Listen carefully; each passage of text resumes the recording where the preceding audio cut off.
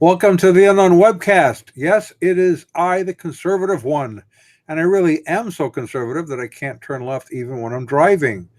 They decided that it's true that this is not a safe space for those who may be easily offended by having their ideas challenged. This is broadcast number 109, and this week we have our friends and former Branch Davidians, Grace Adams and her sister Poia Alpha, and their new book, Hearken, O Daughter, Three Sisters from New Zealand Travel to Waco, Only to Return. That is a long title. My name is Don Vino, and I'm president of Midwest Christian Outreach, Inc. in Wonder Lake, Illinois, which produces the Unknown Webcast. And our senior researcher is Ron Hensel, who will introduce the sponsors of today's webcast. And here is Ronnie Boy. Greetings from sunny Florida, where Punxsutawney Palm Tree came out and saw his shadow, and now we have 12 more months of summer. Punxsutawney Palm Tree, yes, he did. We have some sponsors this afternoon, at least if you're in our time zones. The first one is World's End Theology Outlet, your one-stop resource for half-baked heresies, dubious doctrines, and other ideas whose time has gone. World's End Theology Outlet, and the Bible Buffet. It's not your father's worship experience.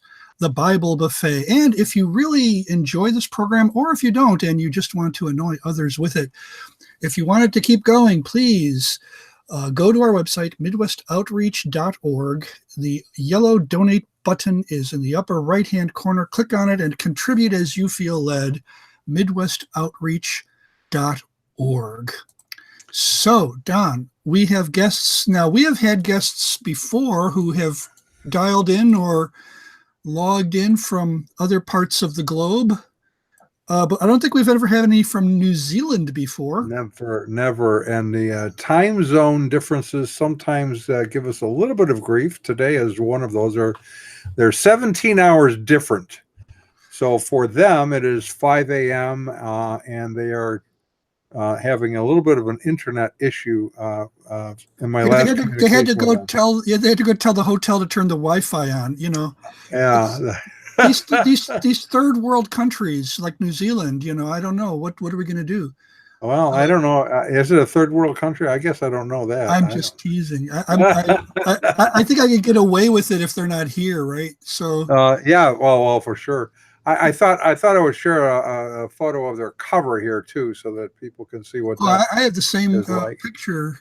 So you do. So we have dueling photos there. Yeah. Hearken, O Daughter, and they both along with their sister had gone to Waco to the Branch Davidians, and the book is really telling their story. Stop already. And so. Why don't you give us a little bit of background, Ron, while we await the arrival of Grace and Poia of the Branch Davidians? What year are we talking about? You know what? It was 25 years ago this year, 1993. And I already had mine all set up too. This is the same book cover, Hearken, O Daughter. Three sisters from New Zealand travel to Waco, and only to return. The interesting thing is that this is about a cult that was located in Waco, Texas. I read a book about it, which I have a copy of it, the photo of the cover at least. This is the leader. His name was Vernon Wayne Howell, also known as David Koresh. And they kind of burst into the news in 1993. This is a group that had a this is his wife Rachel, their son Cyrus. Now I'm going to have to ask our guests if Rachel was underage when she married David Koresh. David Koresh had a habit of cohabiting with underage females. And he also had a habit of cohabiting with other men's wives. So this was definitely a cult. It was a very abusive cult. The book I read was such a horror story. I just wondered why anyone would join it, why anyone would stay in it. Of course, I was in my own spiritually abusive group, but this one was truly horrendous. This was the compound that they had. They called themselves the Branch Davidians, and I apologize. I think it's always spelled with an S at the end of Davidians. Sometime in 1993, I'm guessing, this is before the siege. What happened was one day the Bureau of Alcohol, Tobacco, and Firearms, which now is called something, it has an extra alcohol, tobacco, firearms, and chewing gum or something. I forget what it is. But they came knocking one day because the rumor in the neighborhood is that these people in Waco, or kind of just right outside of Waco, were dealing in illegal firearms, AK-47s and all kinds of things, that they had quite a stockpile. Well, that visit didn't go too well. I believe one ATF person was killed. Is that? I'll have to ask. Do you remember, Don? I believe so. I know one was at least wounded. Yeah, shooting broke out very soon after the ATF showed up, and they had to retreat. They were outgunned. I mean, this is the Bureau. Well, there was a waiting period of days, at least, if not weeks, where they were kind of surrounded the compound. 51 days when it. 51 days, right? 51 days when the when ATF had its issues, its difficulties, they had to retreat. And as soon as you start shooting at federal agents, it becomes an issue for the FBI. So the FBI comes in and sets up a perimeter. They completely surround the place. And I think, there's a lot of Monday morning quarterbacking that's been going on for the last 25 years as to what could have happened, what should have happened.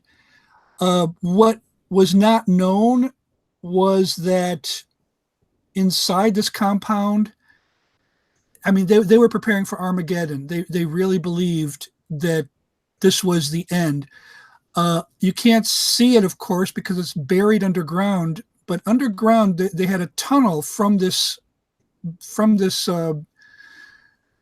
connected buildings to an underground school bus. I think it was a bus. They buried this bus under the ground, and most of the children in this cult were huddled into this school bus. Is the school bus perhaps that thing that we see in the trench there?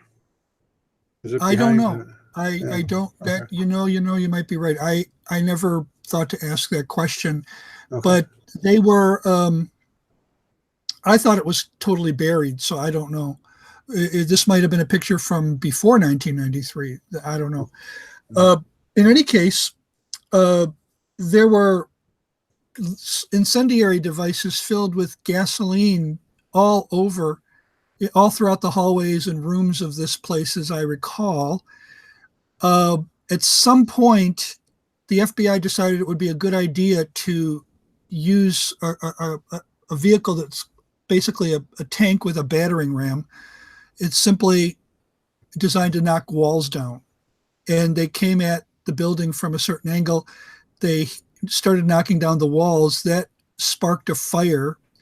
Might have been electrical, I don't know.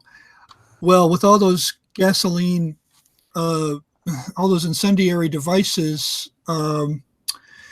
this was the result. On April 19th, 1993, after 51 days of a siege, the place, it just went up like a fireworks factory, almost.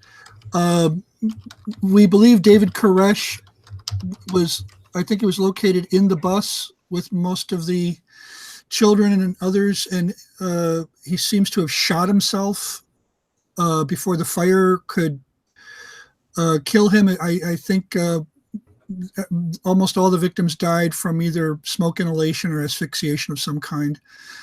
It was a terrible tragedy. Many people died. It was horrible. It was absolutely horrible. I don't think that they would have done it this way. They would have proceeded as planned. What happened was that during these 51 days, the FBI decided that would be a good idea to just blast very, very loud music in the direction of the compound. And well, the problem when you do that is you're not only inconveniencing the people inside, but they're inconveniencing the neighbors. They were in a kind of somewhat remote area, but you could hear the music for quite a while, for quite a distance, and people were getting annoyed. And there was political pressure, there was public pressure, and it seems to me that the FBI probably caved into that pressure to just get it over with and do something. So that's the usual narrative. And I think you had a lot of pressure from Janet Reno as well. Well, she was the Attorney General of the United States at the time. So the DOJ and FBI and all those people answered to her. My impression is that she felt the pressure. There was political pressure on her, and she sent it down the chain. This was the book I read. It's by one of the survivors who had left the cult by the time the tragedy happened. He left it before the siege, before the ATF raid and all that. He apparently was there, and if I recall, I read the books decades ago, and I believe he was trying to counsel the federal agents to take a more cautious approach than they ended up taking. But he knew it very well. And one of the things I learned from the book is that David Koresh made more than one trip to Australia. That that some of the cult members were Australians. Or in this case, New Zealanders. New Zealanders, right. He was trying to, have a global reach, and he would travel internationally and recruit members. And I see we have Grace Adams has just joined. Just joining. Now we have a voice. We have a voice. We just need a face to put with the voice. Grace, are you here? I'm here. Okay, what I was doing was I prepared a series of PowerPoint slides that I'm showing online, and I'd like to go back. Can you see what I'm doing? Can you see our screen? I can.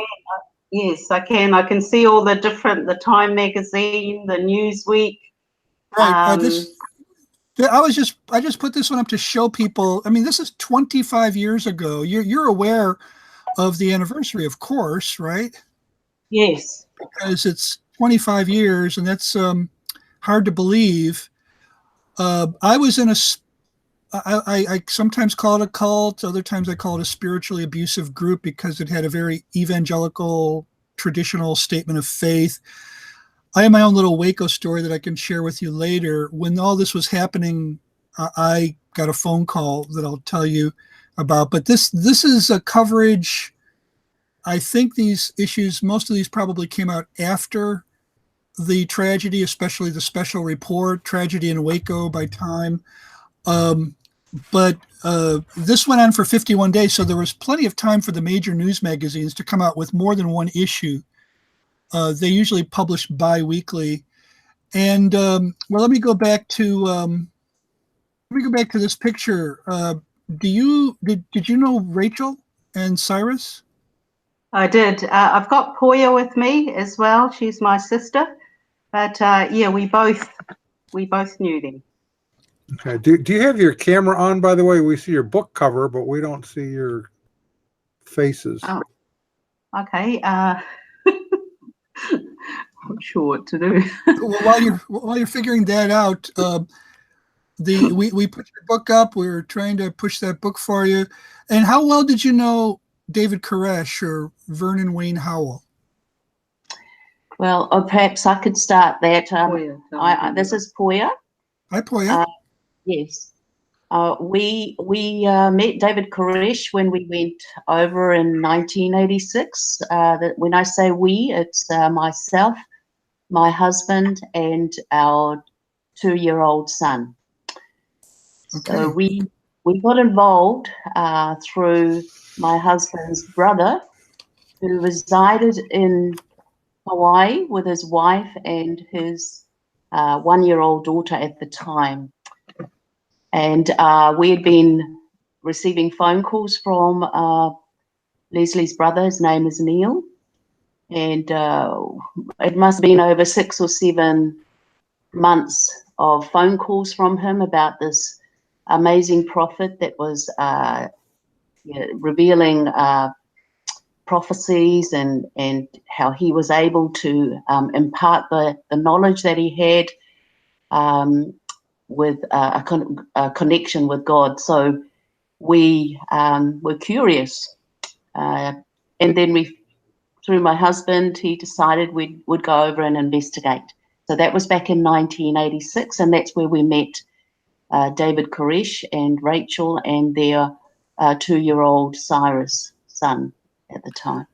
Now, how many wives did David Koresh have, as far as you know? When we arrived there, we only knew of one, and that was Rachel in the picture there. Your camera's working. No, Hey! We saw you for a fleeting moment. Yeah, Oh. it was almost there. And then your book came back, and now we don't see you. All right, I'm just playing with this is Grace here, but I'm just playing with trying to put the camera back on. Well, please put it back on. Oh, There you are. all right. So which one is which? I'm Grace. I'm Poia. Hi, Poia. and your sisters. We are. And are you from New Zealand originally? We were both born in a little island in the Pacific Ocean called Samoa, or Samoa. Some people might Yeah, pronounce. I call it Samoa, but it's called Samoa. Oh, So I've learned something new. Well, we'll try and make sure that our accent isn't too overwhelming for people to understand. We love your accent. Well, see, and this is kind of similar because they were born in Samoa and I was born somewhere, so it's kind of the same, right? Thank you, Don. So we were born in Samoa. We Samoa. We came over when we were infants, and we've been here ever since. And that was way back in the 1960s. Well, we are pretty much New Zealand, or what we call Kiwis here now. So I thought Kiwis had to be like indigenous to New Zealand, but you don't, I'm sorry, Kiwis are just what they call New Zealanders. I guess I'm thinking of something else. My bad. Forget it. Forget what I just said. The indigenous people group is in New Zealand. Is there more than one indigenous group, or is there mainly one? Absolutely, there's a few of us. The Maori people, or the Maori people, are the indigenous people. We are the ones that migrated over in the early 50s, 60s. Okay, so how did you end up in Waco, Texas, with this David Koresh guy? Well, just backtracking, it was 1986 when the phone calls came, early 1986. And then we were invited by my husband's brother, who resided in Hawaii, to come and check out this amazing prophet that was there. And so we traveled over in October 1986 with my husband and my 2-year-old son. And that's how we got the connection with the group. We traveled over. What was your religious background before you got involved with them? All right. So our family grew up with a Presbyterian background. We attended a church called the Pacific Island Presbyterian Church. And our parents had raised us in that church with just very basic knowledge of what a Christian is, but it was all a ritual for us. It was basically a lifestyle. It wasn't a heart relationship with the Lord, with God. And so, in growing up, we reached our 20s, and most of us, there's 8 of us siblings in the family, and most of us wanted to get out of the home and do our own thing and just cut from religion altogether. With myself, I came to the Lord in 1980, and I realized that it all made sense after that when I met the Lord Jesus in a personal way, after a lot of what I would call rebelliousness. And so that was my background. And when I got married, I married into the Seventh-day Adventist faith, because my husband was Seventh-day Adventist. Their family was a very strict Adventist family. And that's where we connected with Neil over in Hawaii, because they also were Seventh-day Adventists in Hawaii as well. And so that's where we thought, wow, there can't be anything wrong with that. And now, how did Poia get involved? How did your... That's Poia. I'm now sorry, you you're want Poia. to talk... I'm sorry. Okay. How did Grace get involved? Could you say... okay, so Poia's on the Poia's right, with glasses. Grace Grace is without glasses. Grace is without glasses. Okay. Right, How did Grace get involved? I apologize. Through Poia. Poia, okay. So did you go over at this together? Did you go as one group, or did you come later? Well, I came to the Lord in 1986, and my plans were to go to Bible college. Well, it was during that time Poia had just come back from Waco, so they had Poia and her husband and son had just returned from Waco late 86. So it was about that time that I started talking to Poia and told her I'm going to Bible college, and she told me about this prophet, and I weighed up my options, and I thought, well, Bible college, probably about 3 years, prophet, maybe a few months, and then I've got it all down pat with the Bible. So that's why. That's so why I chose prophet. when did you become a Christian? Your sister became one in 1980. How about you? 86. Oh, that's right. You said you became 86. You came to the Lord. You said, well, did you have a Bible college picked out? I did have a Bible college picked out in New Zealand, but I ended up withdrawing my application. I did get accepted. I guess there was a third sister. Tell us about her. All right. So the third sister, her name is Rebecca. She was younger than ourselves, 8-9 years younger, and she was staying with myself and my husband at the time before we left to investigate this group, and she was by default part of our group because she was staying with us, and she had come to the Lord about a year before we left for Waco. So she was definitely hungry for more spiritual food, and when we came back, the spiritual food we gave her basically was David Koresh's teachings.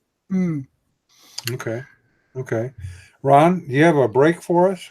Oh, it is that time already. Well done. It is that time already. Can you please keep it going for a minute, because I was not looking at the time. I might see.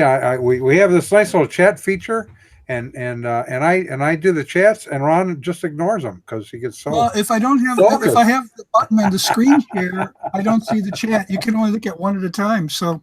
I see. Yeah, there you go. Okay.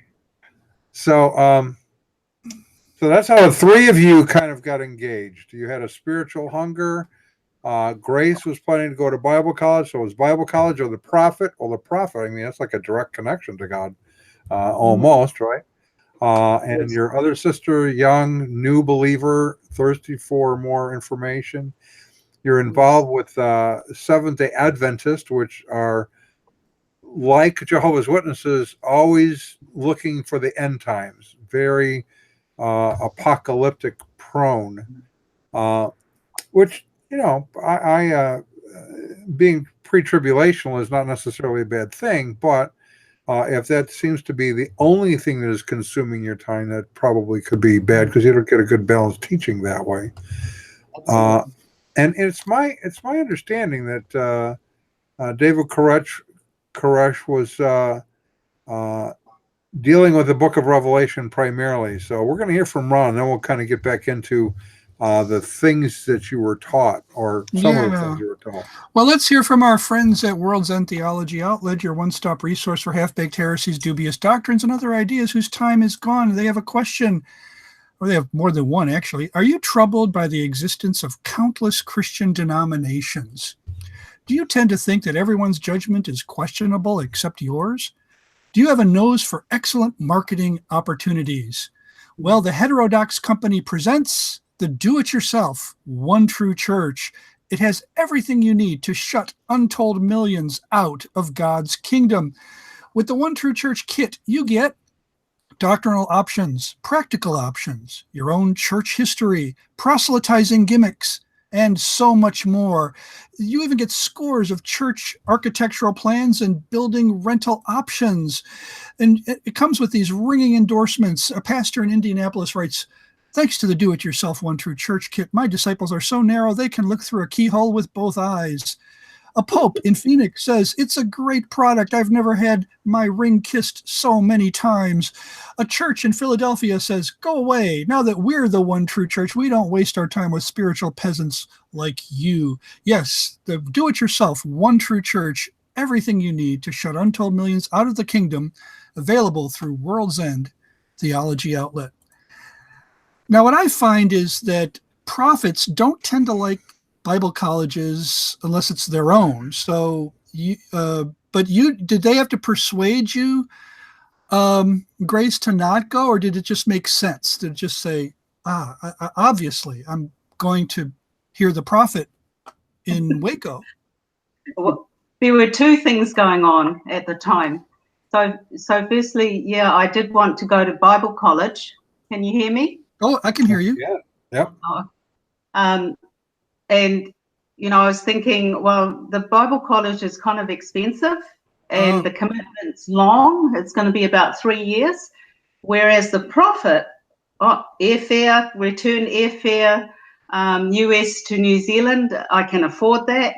Maybe a few months, 6 months tops. I will know the Bible inside out by then. So that's what I was weighing up in my decision to go. So there was no one was sort of forcing me to go. That was a decision I made based on those two things. But they didn't know that.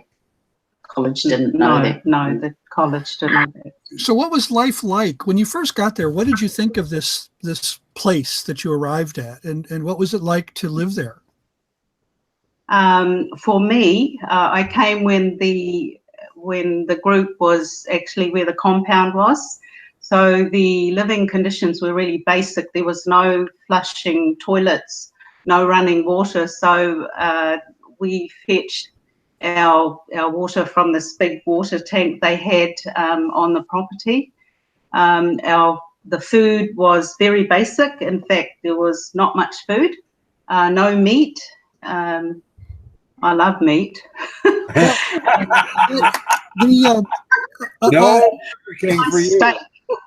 Well, Seventh-day, I mean, as I understand it, this group, this cult, came out of the Seventh-day Adventist Church. Yes. And they're vegetarians, right? Yes. So did the cult perpetuate that as part of its teaching? Yes, we believe so. They believed in what they call the health message, where pork and preferably other red and white meats were cut out of it, and they encouraged fruit and vegetables, and just a very healthy diet. I didn't mean to interrupt, but I just thought I'd throw that background in. But go ahead. Please keep going. Yeah. Grace. So the lifestyle that they had. Oh, okay. So wake up at 6 in the morning, do all the chores, breakfast as well. And then about 9 o'clock, the bell would ring and we would do a study. And then that study, depending on who took the study, if it was Koresh, it could go from 9 till 1 in the afternoon. If it was somebody else, it would be maybe a couple of hours, and then lunch maybe. And then dinner was about 6 o'clock, unless something was going on, in which case you didn't have dinner, or dinner was about 9 o'clock in the evening. So it was very unpredictable, the schedule, when Koresh was there. So you were there for about 7 years, right? I'm sorry, you 4 left months first year. Yeah, so 1990 I was there for 4 months, and then went back in 1991 for 6 months. Oh, so this wasn't a continuous residence there. No, because we had visas, and our visas were only for 6 months. Gotcha. So, well, so you would go, and did you dislike leaving? Did you really love this place, and or did you just feel like you needed to be there, or what was keeping you there? What was bringing you back each time that you returned? You want to say that? We need to have a bit of background as to what happened when we all as a group went over together. So the first trip was with myself, my husband, and my son for 4 months. Then we came back and recruited Grace and my sister Rebecca. All right, and so in that year, 1990, Rebecca and I and Grace and my husband all went together to celebrate what they had an annual observance of Passover. And that was a time where the group would anticipate having some amazing prophecy revealed to them. So we all went over, the 4 of us, and there were things that happened before we went over in our own home that actually set the tone and the context for what we were about to face in Waco in 1990. So I'll backtrack again. Before we left for Passover in 1990, and that was in April, we had received a call from Leslie's brother, Neil, who connected us with this group. And he told us something about the new light that was going to be revealed in Passover. And this was the first time we had anybody come over. Neil said he's coming over and he wants to prepare us for Passover. So he traveled over and stayed with us for a few days. During that same week, however, Mark Bro, who was Koresh's right-hand man, called us through his wife. She called us to say Mark Bro just wants to come over and share some things with us about that we needed to know about. And so we were wondering, well, what's going on here after almost 4 years of just our own group studying together about the teachings of the group.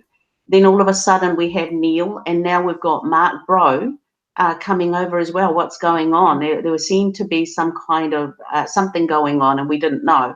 And so Mark decided he'll come over and just share with us what's something that he felt was very important for us to know. But he didn't know we were heading for Passover soon. So when he came over, Neil was there, and Neil, of course, didn't know that Mark was coming over. And so we didn't know that the group had split. There was a schism that had occurred before Mark had decided to come over and talk to us. So when Mark came over, there was a bit of an altercation verbally, between Mark and Neil. And so we had a whole night of just confusion. So when Mark came over, it was like for Neil, here was the devil himself turning up. Okay. Because Mark had broken away from the group a few months before he'd come over, and we didn't know that. And so we thought, hey, let's not tell Neil that Mark is coming over, because let's make it a surprise. Well, it definitely was a surprise, but it was an unpleasant surprise for both. Not a good surprise. So the Branch Davidians, David Koresh's group, was the one true church, correct? Absolutely, yes. Okay. So now they have a split, and now they have the one true church and another false church vying for everyone's affections. Well, I wouldn't call Mark a false church. He was on his own, basically, with his wife. Okay. He had split up. He had kind of scooted out of the group. He actually had to escape with his life and travel from the USA to Australia, because that's where his wife was living. She was Australian. And so he had to get out of the country, because he knew that if Koresh knew that he was not agreeable with this new teaching, he would, something tragic would have happened to him. So he had to actually escape from. I'm showing the book that Mark Brio wrote, Inside the Cult. I wish this was still available for a reasonable price. I think you can find hardcover copies for like $100 online. I read the paperback, and it was pretty riveting. Yes. Yeah. And Mark describes how he tries to get out and go back to Australia, because he was not comfortable with the new teaching, and they called it the new light. And so he wanted to share that with as many members that he could. And of course, Australia, not about being 3 hours flight from New Zealand, he felt, okay, he needs to come over and let us know. And so this is what was happening before we left for Passover. And then as Neil and Mark were, there was a lot of friction going on in our home. And then Neil went onto the phone and called Koresh. And so Koresh ordered myself and my husband to get Mark, or throw Mark out on the street. He said, you've got to get him out of there. And he used a lot of loaded language to try and get us to do as we were told. But because we hadn't been with the group for since the last time in 1986, this was 1990, we hadn't been with the group for about 4 years. And so I guess we weren't under that influence. We weren't under that bounded choice where we were just going to do as we were told. But so what happened, he told us to get him out. We compromised, and we took him down to a hotel and put him up there for the night. And well, that's what we were going to get chastised for. By the time we got to Passover, he was ready. He was ready to chastise us in front of everybody. So Koresh was ready to, make us an example of people, what happens to people when they disobey in the group. So you were going to go back for the Passover? We already booked our flights for the Passover. Mark had given us about a 15, 20-minute study on what the new light was before we left. He said, you go ahead if you want, and go to Passover and hear what David Koresh has to say. But this is what the new light is all about. He was teaching that Psalm 45 meant that all women belong to him. This is Koresh. This new light he was teaching. Psalm 45 is that all women have been betrothed to him, married or not. We all had to be under his husbandship. Yes. And what did your husband think of that? He was not happy, but we didn't find out until we got there. Oh, Wow. Although Mark had explained it, we didn't know the degree of how intense that light would be. So when we got there, There's a couple of things. Even as I'm listening to you talk, you keep referring to the New Light, and I go, Jehovah's Witness, Watchtower Bible Tract Society, and they're kind of sister organizations. They both came out of the Second Advent movement in the late 1800s, and so they have some similar terminology and beliefs. The next thing that kind of strikes me is you're saying, okay, there's this new revelation, the New Light, is that all women are married to David Koresh, which is not unlike Joseph Smith's teaching. mm-hmm. As he took, I think in the end he has something like 46 wives, some of them married to other men still, and that sort of thing. So Yeah, it's so convenient for the leader. So you get there, and did he do what? I mean, he upbraided you, he chastised you in front of all the other people. yes, it was just a Horrible. It was a horrific experience to go. When we got there were a new recruit with the UK from England, and they were there to investigate as well. They had been invited by the members of the group, and so when we got there must have been about 200 people in the chapel, in the hall.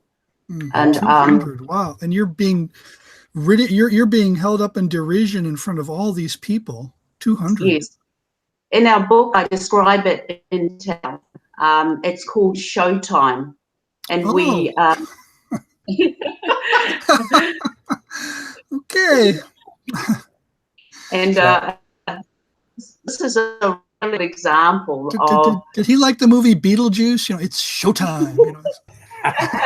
Showtime. I'm sure he did. But yeah, it definitely wasn't a laughing matter at the time. Because no. I've been in groups where this happens. Now I know what this is like. I've been on the receiving end, but it's always been in a room full of 6 to 10 people, you know, and I'm getting chewed up one side and down the other. I know what it's like. I can't imagine though what it would be like in front of 200 people. Yeah, it was just horrific. And with Grace and Rebecca, that was their first time to come and listen to the prophet. That was their first experience, and their first experience was just so terrifying for them. I was so sad that they had come into this environment and that we had influenced them to be a part of this group when we were being chastised, and this was their first experience. And yeah, we talk about that in the book, how it was just something that I would never have asked them to come into had I known that this was the atmosphere. Now, this was different.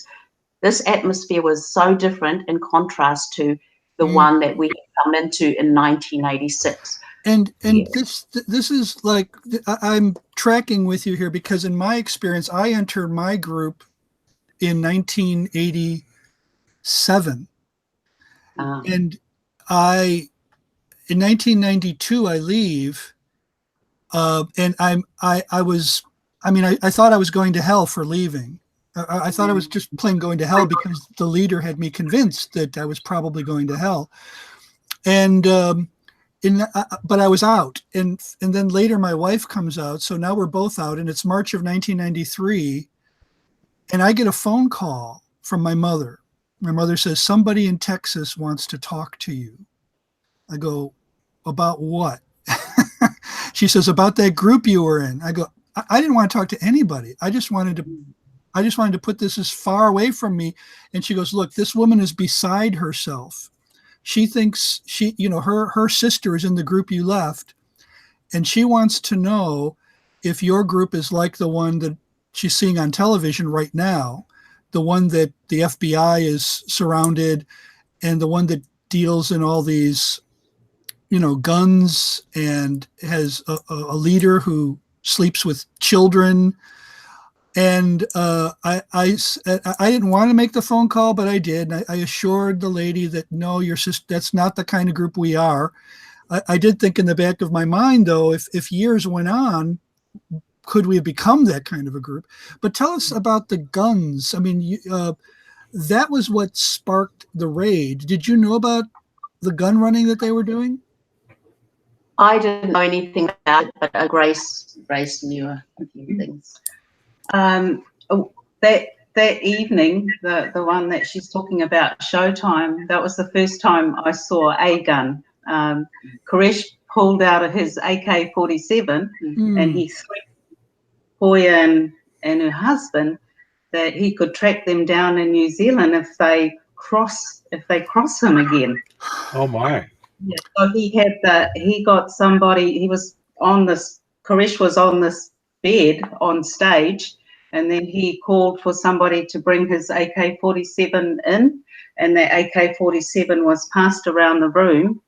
And during that time it was being passed around, that's when he told Poia and her husband, I can get you. You're in New Zealand, but I can come after you.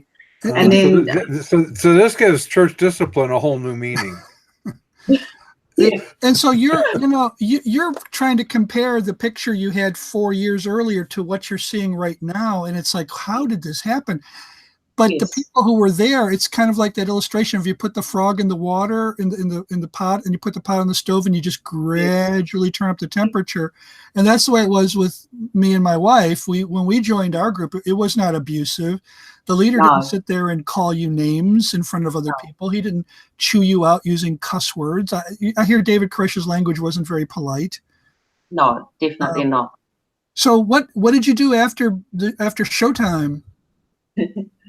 Well, we were just visibly shaken. Basically, we didn't know, and the cover of our book actually represents what Grace and I had felt walking away from the chapel. There was so much that he had done. Not only pull out an AK-47, but he also had this great big paddle, this boat oar, that he was holding on the stage. And there was a bed that he had, when we walked into the chapel, he was reclining on the bed. And apparently he had been unwell before we came. And so that was your fault. We were blamed for his unwellness. So this cover has meaning based on the content of the book. Yes, it not only reflects how we felt walking away from the chapel after that chastisement, but also how we managed to get out of Waco, and I physically had to go and rescue Grace with what happened with her. So it has a very there's a lot of deep meaning behind why we put the cover. We had the cover the way it is. So where's Rebecca in all of this? Now, before we get to Rebecca, and before we get to what happened to, because we're going to run out of time, as we always do, we want to hear from our sponsor, Ron. Yes. Okay. So we have some questions for you. And that is, the first one is, are you tired of hearing all about the difference between the milk of the word and the meat of the word? Are you wondering when your church is going to get around to serving the ice cream and cheesecake of the word? Does your pastor take this whole Bible thing way too seriously? Well, then you need to check out the Bible Buffet. It's not your father's worship experience. Everything at the Bible Buffet is prepared with your comfort and enjoyment in view. Everything there is gluten-free, trans-fat-free, and truth claim-free. And all of their dishes are piping hot and ready to eat.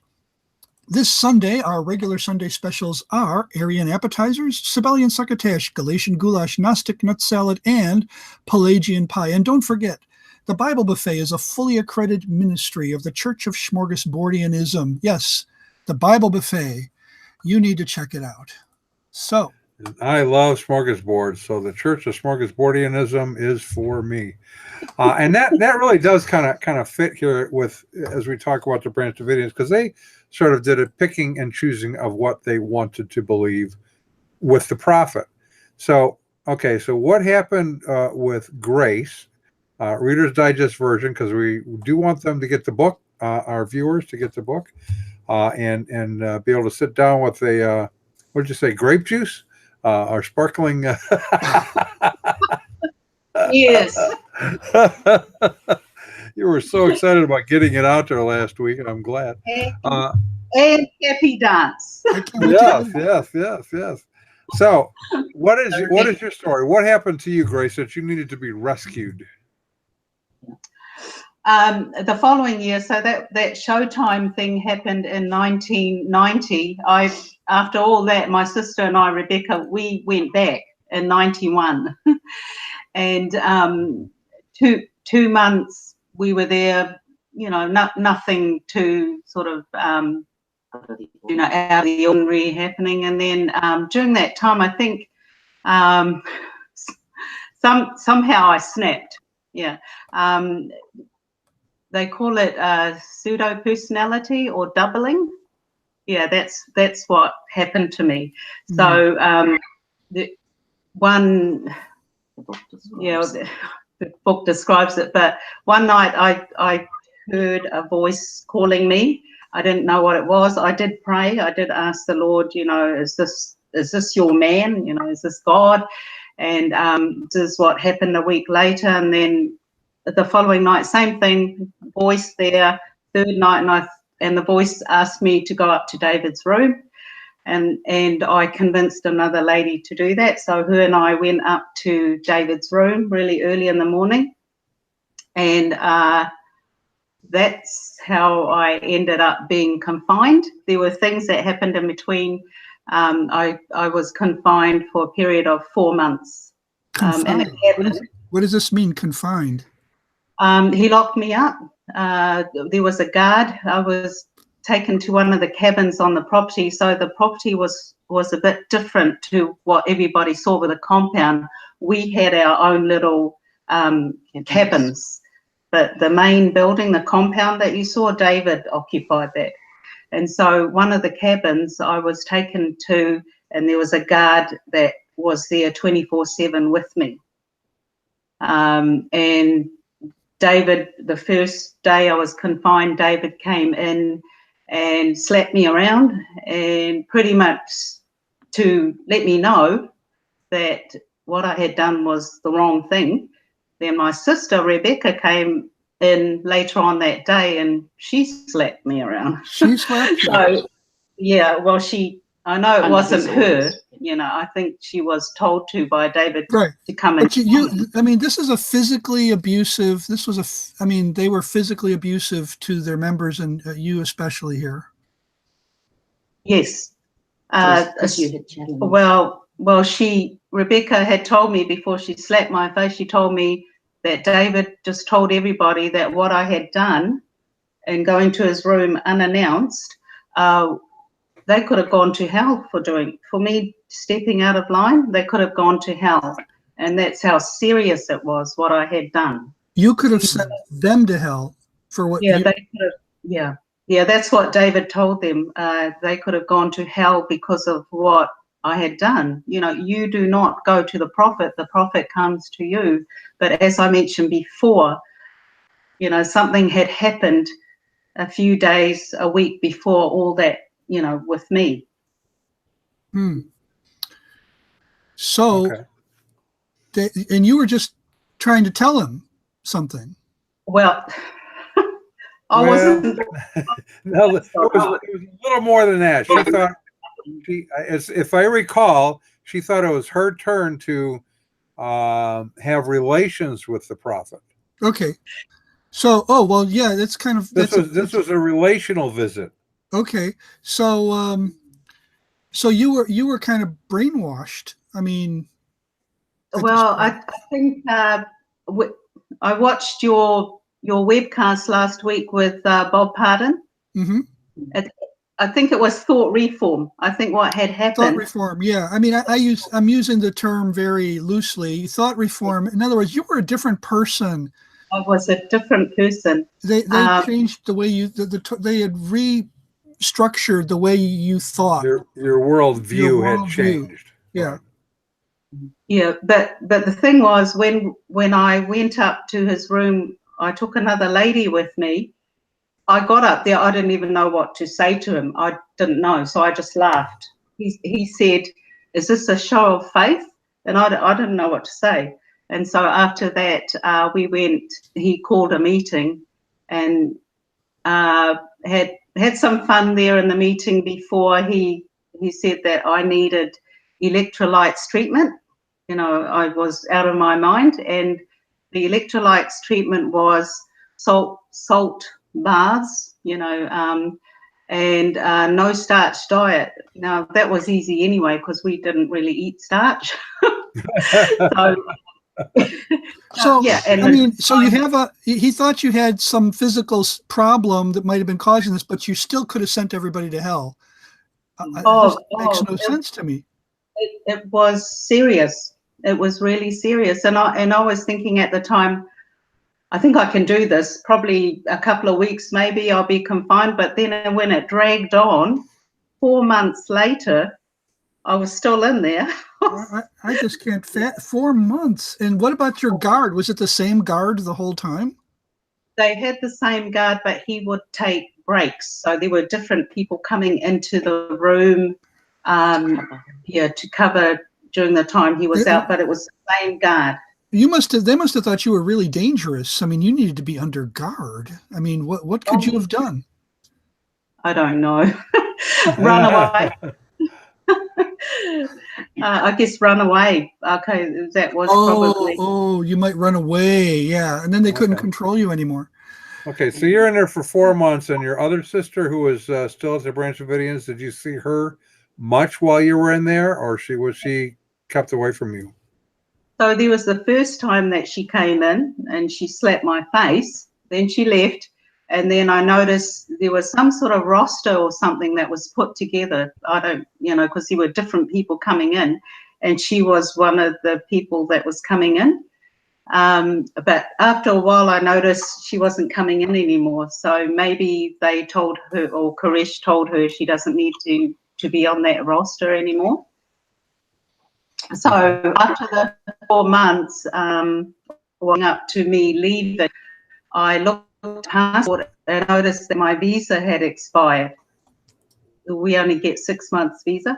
So I sent a message through the guard to David that our visa had expired, so he'd better let us go or the police might come.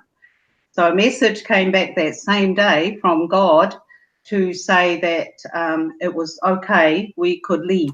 God said we could leave.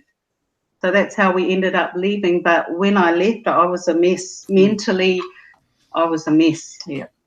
Well, it is good, though, that God recognized that you probably needed to leave. The visa expired. And convenient also. Well, now, it's a shame that God wasn't aware that it was going to expire in advance. That would have been better. But there were things that happened to Grace along the way on their way home on the plane back to New Zealand. So the book actually records some interesting things that actually, because she was out of her mind, there were things that happened on the plane and on the way through San Francisco that happened because of her mental state. Well, yeah, after 4 months of confinement, in addition to the fact that your whole mind had been, you were under the influence of thought reform. Right. So we had in the initial ATF raid, and by this time, both Grace and Poia are back in New Zealand at the time of the raid. And yes. So the raid happened in February 28th, 1993. Mm-hmm. We had already come back. That was 91 when we both. I ended up in a hospital, psychiatric hospital in San Francisco. Yes. Oh. And so Poia needed to come back and get me because I was too unwell to travel back to New Zealand on my own. Mm. So on that day of the raid, you now had maybe not quite 2 years of time had elapsed. How had you changed by the time by the time the Branch Davidians make the news? How was your thinking different? How had you changed at that point? I was better, and I was working through issues like, I wonder if I should have left, or maybe, I was still having doubts and wondering whether the move to come back and stay in New Zealand was the right move. And then when the siege happened, when February 28th happened, I was afraid. I thought, oh no, David said this would happen. He said that the authorities were going to come in with guns and a tank. So I started panicking. I was thinking, oh no, he's going to get me now. He was God. So now he's more than a prophet. He's God. By the way, we are really technically we're at our finish time, but I've had one or two saying, can we stay on a few more minutes? This is really interesting. Are you guys okay with staying a few more minutes? Yes, okay, Ron. Yeah, I would really appreciate if we could cover a few more things. Okay, good. All right, we'll take another 10 minutes or so. Oh, that would be great. Because I mean, this was huge. I mean, this was so huge, and I have certain things I really would like to cover. But let me get this one out of the way. I have talked to people who have talked to ex-Branch Davidian, or actually, I think Branch Davidians as a group still exist, don't they? They do.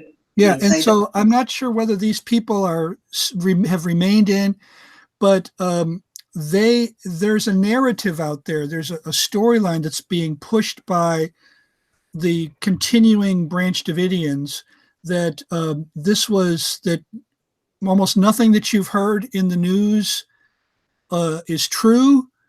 That this was an act of government oppression. That David Koresh was not nearly as bad as they said. That there was, there was a conspiracy that's basically out there to take away American freedoms, and I've never found that very credible. Well, I haven't either. In fact, they had there was a woman who had created a video of this, claiming that they had flamethrowers on the tanks, right? And they had edited the film of it in such a way that it appeared that way. But if you look at the film that they edited, just a few more frames, what you realize is the tank is coming out of the building with foil-backed drywall, and it was sun reflection was all it was. Well, yeah, and now I've seen that too. Now that's one of these people who was not connected to what happened. Right. I'm talking about people who were actually, survivors of the terrible tragedy that took, already on February 28th, when the initial raid happened, 4 ATF agents were killed, 16 agents were wounded, and 6 Branch Davidians died just on the first day. And then at the final assault on April 19th, 76 people died, including your sister, Rebecca, that day.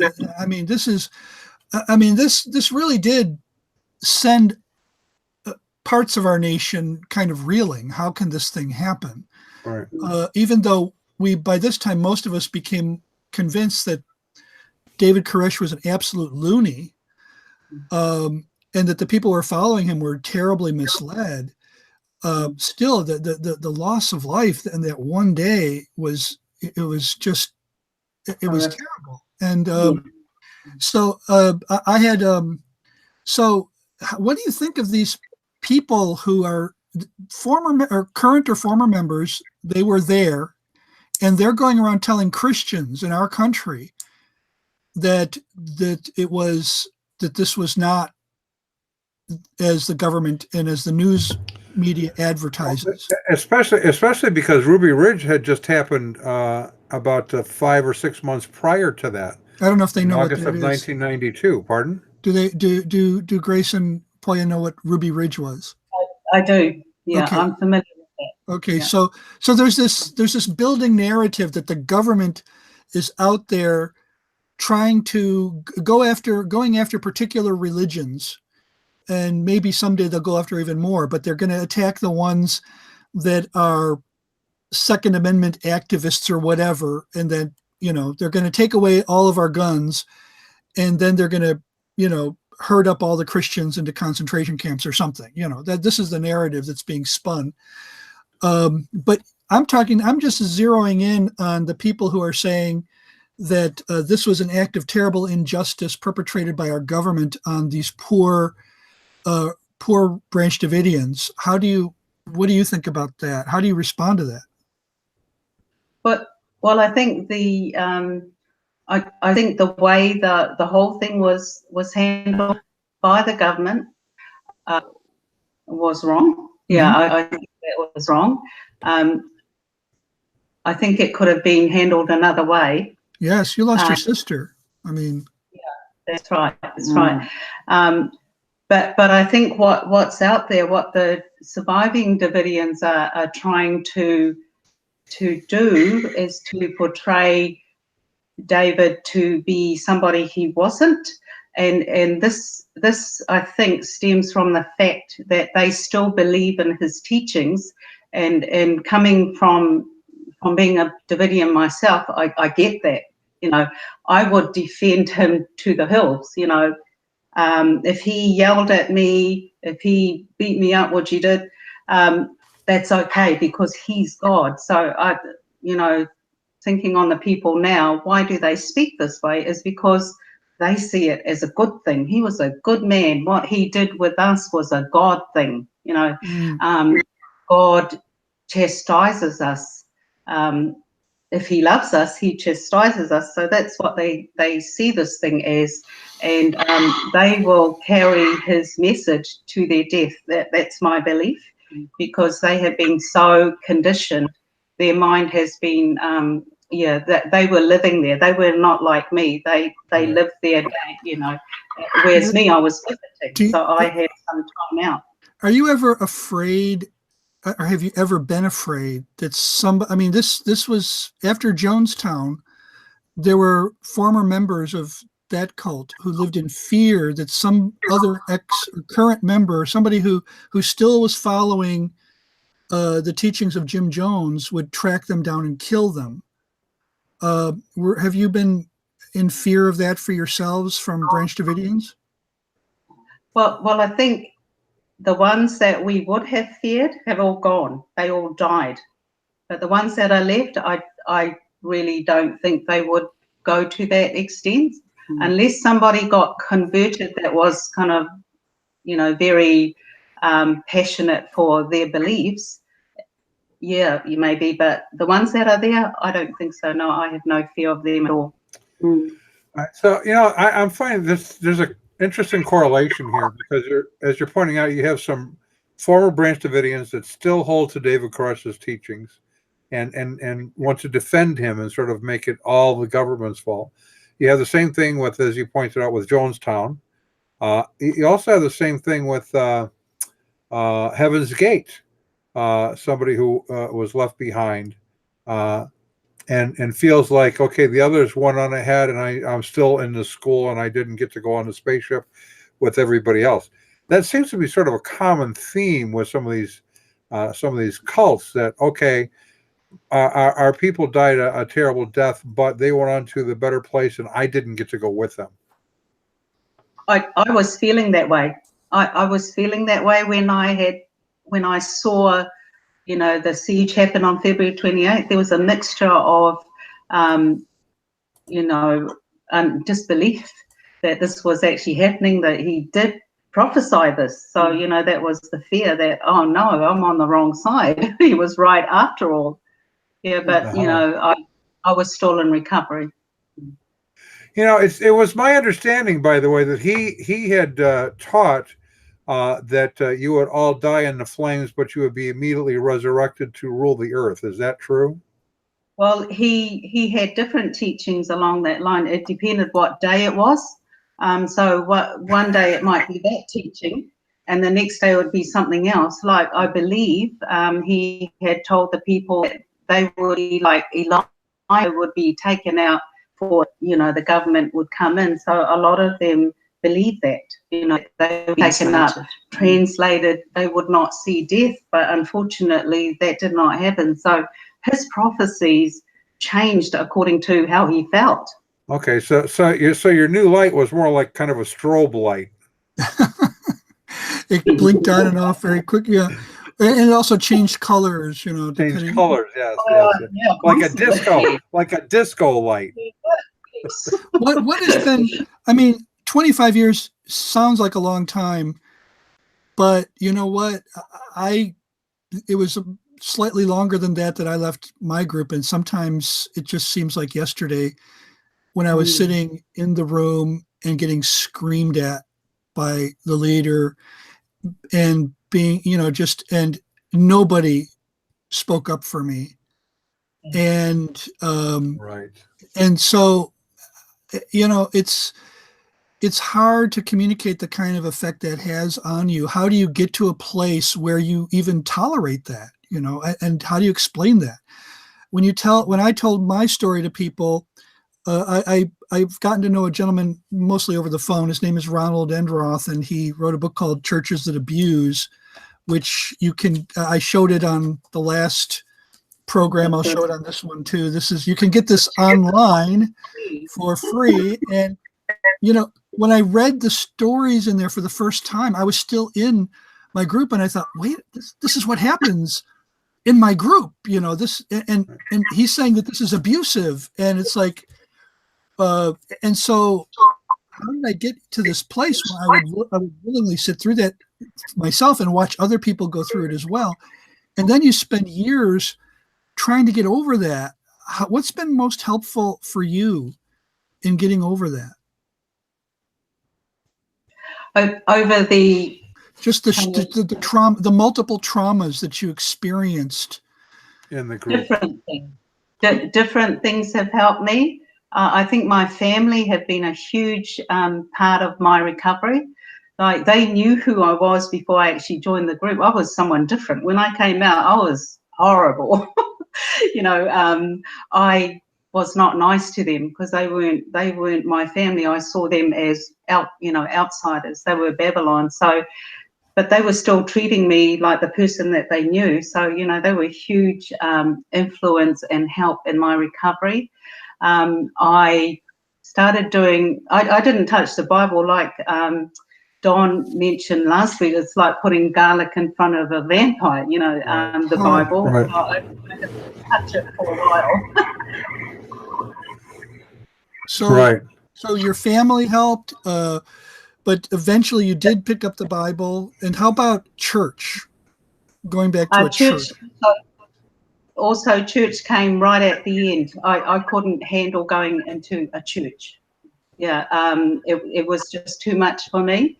So going back to my faith was something that came eventually, but I did other things. Like, I took up new hobbies. I had I'd set up other things.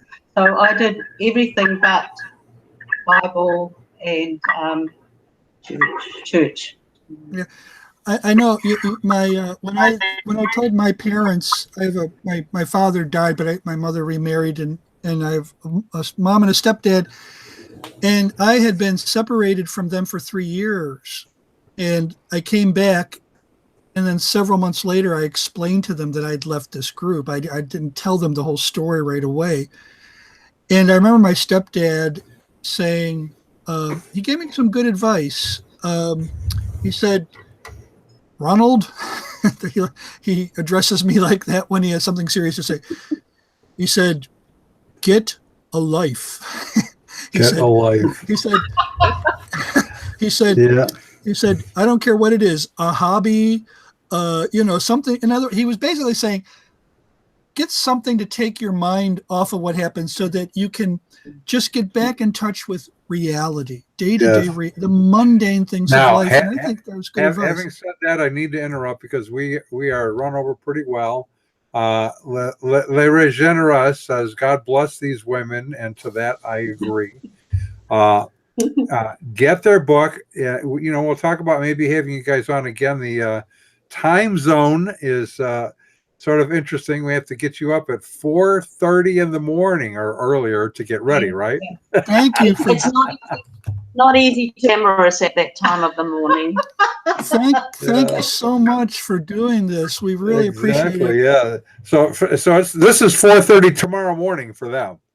Yeah, it's already August 8th for you guys, isn't it? Yeah, exactly. Yeah. So you know the future. You know what the stock market's doing on August 8th. Right, so why don't you tell us so we can invest? How cool is that? Well, we can prophesy too as well. That. Prophesy, exactly. Ron, you want to walk us out of here for this week? Yes, And, we maybe, need to maybe we can do this again in the future after you recuperate. Great. But until then, our resident cult leader profiler is Neil before me. Our wardrobe manager is See How It Fits You. Our tinfoil hat provisioner is Just in Case. Our Jehovah's Witnesses coverage comes from Armageddon Indeed Opposer. Our Mormon archives manager is Polly Gummas. Our liberal denominations bureau chief is Lucy Goosey. Our transgender issues coverage comes from Ben Hur. Our special correspondent for cults based on the Hindenburg disaster and flying turkeys is Ode to Humanity. Our fact-checking supervisor is Yoleg Pulling. Our technical assistance comes from Murky Research. Our legal advisors are at the law firm of Dewey, Cheatham, and Howe. Our grievance resolutions director is Giovanna Pisami. Our director of privacy assurance is Wiretapping. And our original idea sourcing comes from Drew LeBlanc. The Unknown Webcast is a production of Midwest Christian Outreach, Inc. in cooperation with Emergency Manicure Productions, who are totally responsible for this content, but you will never be able to prove that in a court of law. Never. And I need a manicure too, so I'll have to contact I hope it's not an emergency, but if it is, we got That's you who to covered. call. All right. And with that, we will see everyone who joins us next week. And the ones who don't join us, we won't see. Right. In fact, we probably we won't see them anybody. anyway. They can see us. They but can see us. We won't see anybody. Yeah.